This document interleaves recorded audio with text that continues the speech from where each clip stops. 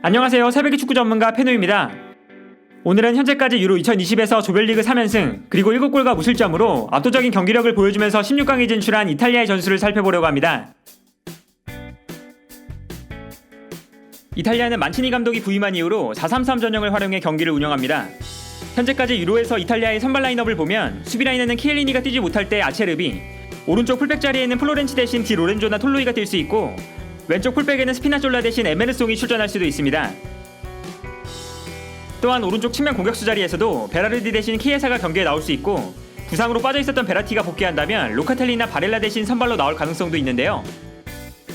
전체적으로 이탈리아의 스쿼드를 보면 자니올로, 센시, 펠레그리니처럼 이탈리아가 기대하고 있는 젊고 유망한 선수들이 부상으로 대회에 참여하지 못했고 키엘리니, 보누치, 베라티 정도를 제외하면 세계적인 스타 플레이어는 많지 않지만 골키퍼부터 공격 라인까지 모든 포지션에 걸쳐서 선수들의 평균적인 퀄리티가 좋은 팀이라고 할 수 있습니다.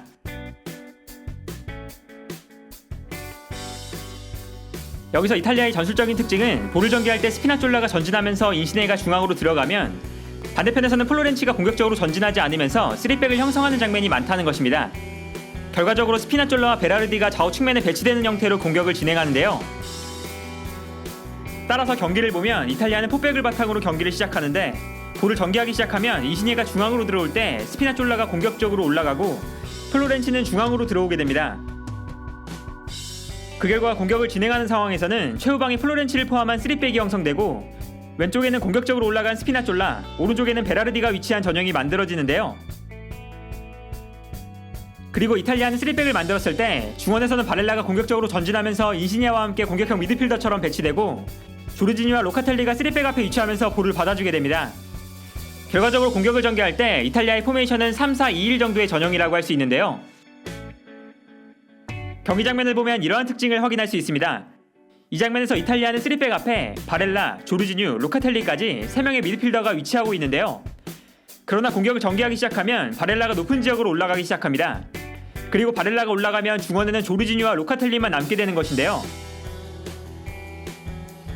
따라서 이탈리아는 공격을 전개할 때 3백 앞에 로카텔리와 조르지뉴가 위치하고 바렐라는 공격적으로 올라가서 인시니아와 함께 임모빌레 밑에 배치되는 것을 볼 수 있습니다. 그리고 오른쪽 측면에는 베라르디, 왼쪽에는 스피나졸라가 공격적으로 올라가는데요. 결국 공격하는 상황에서는 3-4-2-1에 가까운 전형이 형성되게 됩니다.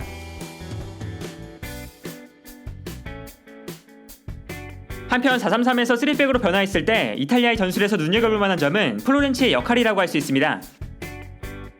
먼저 이탈리아는 기본적으로 볼을 전개할 때 상대팀이 로카텔리와 조르지뉴를 강하게 압박하면 압박을 벗어나기 위해서 정해진 패턴이 몇 가지 있습니다. 첫 번째는 키엘리니나 플로렌치가 측면으로 움직여주는 것입니다. 둘 중 한 선수가 측면으로 움직여주면 이탈리아는 올라가는 선수를 활용해서 볼을 전개할 수도 있고 로카텔리나 조르지뉴를 압박하던 상대팀 선수가 끌려 나오면 이때 중앙으로 볼을 전개할 수도 있습니다. 예를 들어 이 장면을 보면 이탈리아가 3백을 만들고 있을 때 이탈리아의 미드필더들이 모두 압박을 당하고 있습니다. 그리고 이때 플로렌치가 측면으로 움직여주기 시작하는데요. 따라서 이탈리아는 중앙에 3명의 선수가 모두 압박을 당하고 있어도 플로렌치를 활용해서 볼을 전개할 수 있습니다. 그리고 플로렌치가 볼을 받을 때 바렐라를 압박하던 상대의 미드필더가 측면으로 끌려 나오면 바렐라에게 패스를 보내주면서 상대의 압박을 벗어나는 장면을 확인할 수 있습니다. 그리고 두 번째 방법은 로카텔리와 플로렌치가 측면으로 움직여서 공간을 넓게 활용하는 방식입니다. 이탈리아는 로카텔리나 플로렌치가 직접 볼을 끌고 올라가는 것도 가능하고 상대팀이 끌려 나오면 이때 조르지뉴를 활용해서 볼을 전개하거나 조르지뉴가 압박을 받고 있을 때는 바렐라나 인시네가 내려와서 볼을 받아주게 됩니다. 경기를 보면 이탈리아가 볼을 전개할 때 플로렌치가 올라와서 조르지뉴를 중심으로 플로렌치와 로카텔리가 좌우 측면에 배치되는 것을 볼 수 있습니다. 그리고 이탈리아는 플로렌치를 활용해서 경기장을 넓게 활용하는데 플로렌치가 볼을 받았을 때 상대의 미드필더가 바렐라를 압박하고 있기 때문에 충분히 전진할 수 있는 공간이 만들어지고 이러한 상황에서는 플로렌치가 직접 볼을 가지고 전진할 수 있습니다. 이 장면 또한 마찬가지입니다. 이탈리아가 볼을 전개할 때 최후방에 보누치와 키엘리니를 중심으로 앞선에는 로카텔리, 조르지뉴, 플로렌치가 위치하는데요. 로카텔리와 플로렌치는 상대의 압박이 없는 넓은 공간에 위치하게 됩니다. 그리고 이탈리아가 로카텔리를 활용해 볼을 전개할 때 상대의 미드필더가 끌려 나오면 이때 발생하는 공간으로 인시네가 움직여서 볼을 받을 수가 있는데요.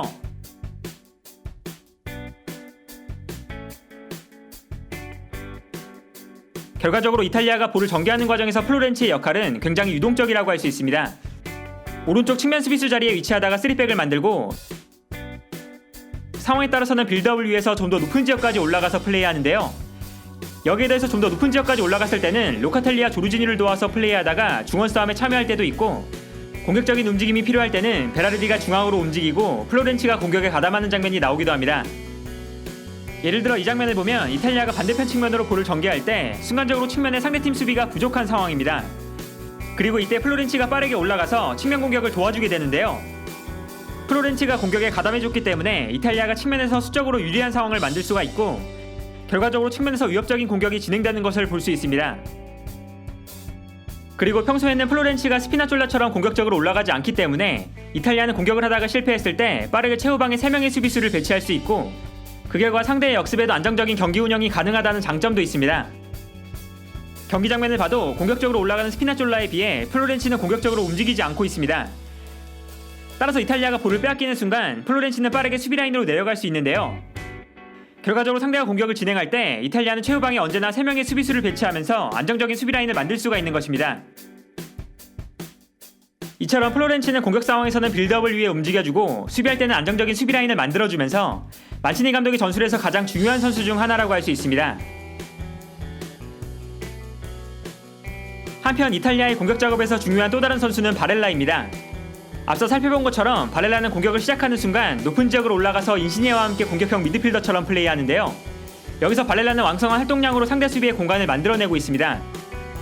기본적으로 베라르디가 측면에서 수비를 끌어낼 때 공간으로 침투하는 장면이 자주 나오게 되는데, 이때 측면 공간에서 바렐라가 크로스 찬스를 맞이하기도 하고, 상대 중앙 수비수가 바렐라의 움직임에 끌려 나오면 임모빌레가 침투할 수 있는 공간이 발생하기도 합니다.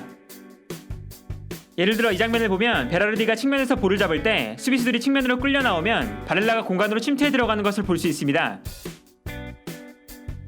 그리고 베라르디가 득점을 위해서 페널티 에어리어 안쪽으로 침투해 들어가는 상황에서는 바렐라가 측면으로 뛰어나가면서 상대의 측면 수비수가 베라르디를 따라가지 못하도록 만들고, 베라르디가 좀 더 편안하게 중앙으로 움직일 수 있는 상황을 만들어주기도 합니다. 이 장면을 보면 베라르디가 중앙으로 침투해 들어갈 때 상대 측면 수비수가 베라르디를 따라 움직이고 있습니다. 그런데 여기서 바렐라가 측면으로 움직여주기 때문에 상대 수비수가 베라르디를 더 이상 따라가지 못하고 바렐라를 신경 써야 하는데요. 이때 상대 측면 수비수가 바렐라를 따라가면 베라르디가 자유로운 상태가 되면서 편안하게 볼을 받는 것을 볼 수 있습니다. 여기에 더해서 인시니에가 수비라인 앞에서 볼을 잡았을 때는 페널티 에어리어 안으로 뛰어들어가면서 이모빌레에게 집중된 수비를 분산시켜주고, 이모빌레가 인시니에의 패스를 받을 수 있도록 도와줄 때도 있습니다. 경기를 보면 이러한 특징을 명확하게 확인할 수 있습니다. 인시니에가 볼을 잡을 때 바렐라는 페널티 에어리어 안으로 침투해 들어가기 시작하는데요. 이때 빠르게 침투해 들어오는 바렐라를 마크하기 위해서 수비수들이 순간적으로 바렐라에게 쏠리게 됩니다. 그런데 수비수들이 바렐라에게 쏠리면서 임모빌레가 자유로운 상태가 되는데요. 여기서 임모빌레는 편안하게 볼을 잡아서 득점을 기록하는 데 성공합니다. 이처럼 이탈리아는 바렐라의 움직임을 활용한 공격 패턴이 굉장히 다양하게 나타나고 있습니다. 또한 후방 빌드업 상황에서는 로카텔리와 조르지뉴, 그리고 빌드업을 도와주기 위해 올라온 플로렌치까지 압박을 받게 되면 바렐라가 순간적으로 내려와서 볼을 받아주기도 합니다. 이러한 상황에서는 바렐라의 전진 능력이 인상적으로 발휘될 때가 많은데, 바렐라가 볼을 받은 이후에 볼을 빠르게 끌고 올라가면서 공격 지역까지 볼을 운반하는 모습을 보여주게 됩니다. 예를 들어 이 장면을 보면 바렐라가 볼을 받으러 내려온 이후에 볼을 받아서 빠르게 전진하는 모습을 볼 수 있습니다. 이처럼 바렐라는 후방까지 내려와서 볼을 받았을 때 전방으로 빠르게 치고 나가는데 굉장히 훌륭한 모습을 보여주고 있는데요. 이처럼 바렐라는 공격 상황에서 공간을 찾아 활발하게 움직이고, 상황에 따라서는 후방으로 내려와서 볼을 받아준 이후에 전방까지 볼을 운반하는 역할을 맡고 있기 때문에 경기장 전체에서 굉장히 많은 활동량을 보여주고 있습니다. 이번 대회에서는 바렐라가 좋은 움직임에 비해서 공격 상황이 되었을 때 날카로운 패스가 부족하다는 평가를 받고 있지만, 많이 뛰어주는 것만으로도 이탈리아 대표팀의 전술에 중요한 역할을 담당하고 있다 할 수 있는데요. 한편 이번 유로에서 이탈리아의 강점은 조직적인 압박이라고 할 수 있습니다. 수비 라인을 내렸을 때는 베라르디와 인시니에까지 적극적으로 수비에 참여하면서 4-5-1의 형태로 상대의 공격을 막아내는데요. 따라서 이탈리아는 수비하는 상황에서 언제나 4-5-1의 형태가 만들어지는 것을 볼 수 있습니다. 여기서 이번 이탈리아 대표팀이 재미있는 점은 수비라인을 만든 이후에 후방에서 밀집 수비를 펼쳤던 과거의 이탈리아 대표팀과는 다르게 과감하게 전방에서 상대를 압박하는 모습을 보여준다는 것입니다. 특히 상대팀이 공격을 전개하다가 이탈리아의 수비 조직의 공간을 찾지 못하고 후방으로 볼을 돌리는 순간 이탈리아 선수들이 공격적으로 올라가서 상대를 압박하는데요. 이때 중요한 포인트는 로카텔리와 바렐라 두 선수 중 한 명이 전방으로 올라가서 임모빌레와 함께 상대의 수비 라인을 압박한다는 것입니다.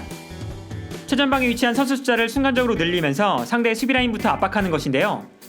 상대팀 입장에서는 순간적으로 올라오는 이탈리아의 전방 압박에 제대로 대처하지 못하면서 단순하게 볼을 걷어낼 때가 많습니다. 경기를 보면 상대가 후방으로 볼을 돌릴 때 바렐라가 상대를 압박하기 위해 전진하기 시작합니다. 그리고 전방에서 임모빌레와 바렐라가 상대의 중앙 수비수들을 압박하는데요. 이때 이탈리아는 팀 전체적으로 전방에서 상대팀 선수들을 1대1로 강하게 압박하는 모습을 보여주고 있습니다. 오늘은 이처럼 최근 좋은 경기력을 보여주는 이탈리아의 전술을 살펴봤습니다. 이탈리아는 만치니 감독이 팀을 맡은 이후에 최근 30경기 무패를 기록하면서 1930년대에 기록했던 이탈리아 대표팀의 최다 경기 무패 기록과 동률을 기록했고, 최근 11경기에서 11연승을 기록했는데 32득점과 무실점이라는 경이로운 성적을 보여주고 있습니다. 만치니 감독 체제에서 이탈리아의 특징은 과거 선수비 후역습 전략으로 대표되는 이탈리아의 축구와 다르게 적극적인 압박과 다양한 공격 패턴으로 경기를 지배한다는 것인데요. 최근에는 강팀과의 경기가 없어서 좀 더 지켜봐야 한다는 이야기도 있지만, 이번 이탈리아 대표팀은 유로 2020에서 가장 위협적인 팀 중 하나가 아닐까 합니다. 좋은 경기력과 성적을 보여주는 이탈리아 대표팀이 유로에서 어떤 성적을 거둘 수 있을지, 이탈리아 대표팀은 이번 대회에서 주의 깊게 지켜봐야 할 팀이 되어가고 있습니다. 오늘 영상은 여기까지고요. 시청해주셔서 감사합니다.